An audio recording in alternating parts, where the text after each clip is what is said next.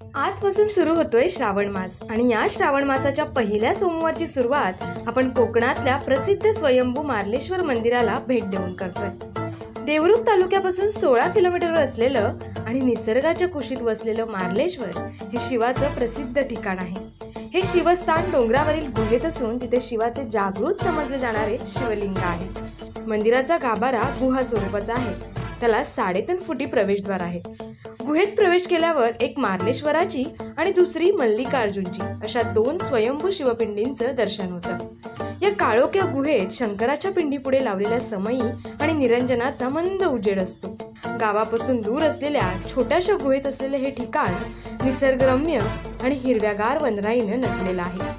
तीनही बाजूने उंच डोंगर, तर तिथलं एक आकर्षण म्हणजे इथे वाहणारा धबधबा। सुमारे 200 फूट उंचीवरून पडणारा हा धबधबा धारेश्वर या नावाने ओळखला जातो।